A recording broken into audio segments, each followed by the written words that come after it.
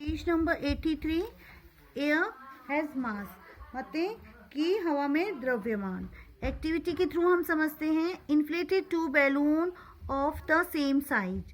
ठीक है, हमने क्या करना है, एक एक करके हमने दो बैलून, ठीक है, स्ट्रिंग के बीच में, ठीक है, एक स्ट्रिंग का टुकड़ा हमने बांध देना है, उसके चारों ओर हमने एक बैलून रख लेते हैं दोनों साइड में। ठीक है, tie a piece of a string in the middle of a stick. ठीक है, दिखाई दे रहे हैं आपको। The tie both the balloons to the end of a stick, अब है ना, एंड जो हमारे, ठीक है, स्टिक के एंड में हमें दो बैलून रख देने हैं। ठीक है, balance the stick by shifting the position of the balloon. ठीक है, आप हमें देख लिया है। ठीक है, हमें बैलेंस बनाना है। When the stick is balance the mass of the both the end of the stick is equal. जब हमने बैलेंस बना लिया तो हमने क्या दिया, दोनों इक्वल हैं। ठीक है, अब नेक्स्ट में हम देखते हैं नाउ टेक ए निडल और pin and prick one of the balloon. अब हमने क्या, बैलेंस बनाने के बाद एक बैलून को हमको प्रिक करना है, फोड़ देना है। ठीक है, एयर जो स्पेस होता है, ठीक है, from the balloon, air escape from the balloon, air जो है बाहर निकल जाती है वाले बैलून से।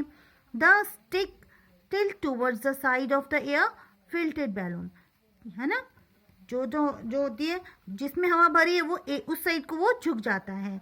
This happen because the inflate balloon has air in it. इससे क्या पता चलता है कि इन्फ्लेटेड बैलून में एयर है। Where is the punctured balloon has nothing, जबकि जो हमने फोड़ दिया बैलून है, ठीक है, उसमें एयर अब नहीं है। दे शो दैट एयर हैज मास, हमें यह दर्शाता है कि क्या, कि हवा में द्रव्यमान होता है। Okay, now air exerts pressure. अब हम दूसरी एक्टिविटी के अकॉर्डिंग समझते हैं। ठीक है, वायु निकास दबाव। We know that air occupies space and has mass. हम जानते हैं कि हवा में क्या होता है, ठीक है, हवा क्या करती है, स्पेस, है ना, ऑक्यूपाई स्पेस करती है और उसमें द्रव्यमान भी होता है। ठीक है, anything that has mass exert pressure, कुछ भी कि बड़े पैमाने पर दबाव है। ठीक है, so the air also exerts pressure. The pressure exerted by air is called atmospheric air. अब ये बताता है, ठीक है, ये क्या बताते हैं, बड़े पैमाने पर दबाव है तो वायु भी दबाव को नियंत्रित करती है। ठीक है, वायु द्वारा उत्सर्जित दबाव को क्या कहा जाता है, एटमॉस्फेरिक प्रेशर। ठीक है, जिसे हम वायुमंडलीय दबाव कहते हैं। अब हम एक्टिविटी के थ्रू हम समझेंगे। अब हमने लेना है, take a glass tumbler and fill it with water up to its brim. अब ये बोल रहा है कि हमें क्या लिखना है, एक ग्लास लेना है, ठीक है, इसे पानी से भरना है। Make sure that there are no air bubbles inside the glass. आप क्या देखेंगे, ठीक है, इसके ऊपर यह सुनिश्चित कर लें कि इसके अंदर हवा नहीं होनी चाहिए।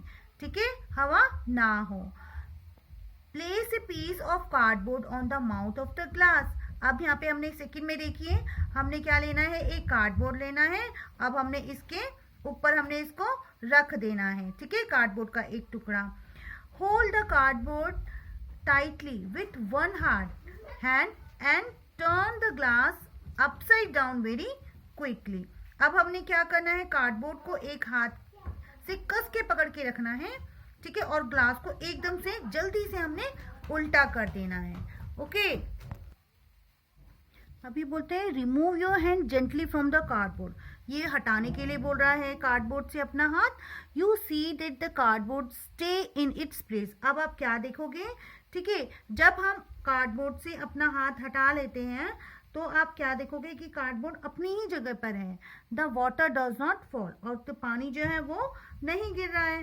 ठीक है, तो what keep the cardboard piece stuck to the glass. अभी क्या कार्डबोर्ड का टुकड़ा ग्लास से चिपक रखा है, it is the pressure of air. ये क्या है, यह हवा का दबाव है।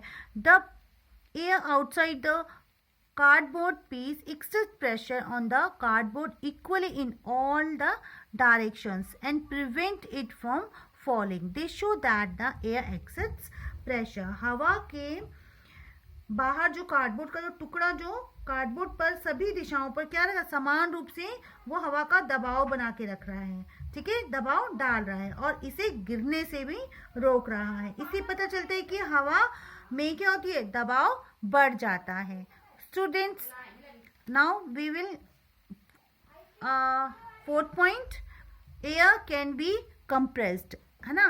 तो ये क्या बोल रहा है, हवा का संकुचन जो होता है, air can be compressed and pushed into small spaces because molecules of gases in the air are far apart from one another। हवा को संकुचित और छोटे स्थानों में धकेला जा सकता है क्योंकि हवा में गैसों के जो अणु होते हैं वो एक दूसरे से बहुत दूर दूर होते हैं। Next point fifth, air expends on heating and contract on cooling, ठीक है। तो हवा गर्म होने पर फैलती है और ठंडा होने पर सिकुड़ जाती है। When air is warm it expands and takes up more space. अब ये बोल रहा है कि जब हवा गर्म होती है तो यह फैल जाती है और अधिक स्थान भी लेती है, ठीक है। On the other hand when air is cooled it shrink and occupy less space. अब ये बोल रहा है कि जब हवा को ठंडा किया जाता है तो यह कम जगह लेती है, ठीक है, कम जगह घेरती है और कब्जा कर लेती है। Okay students, now we will continue in next video.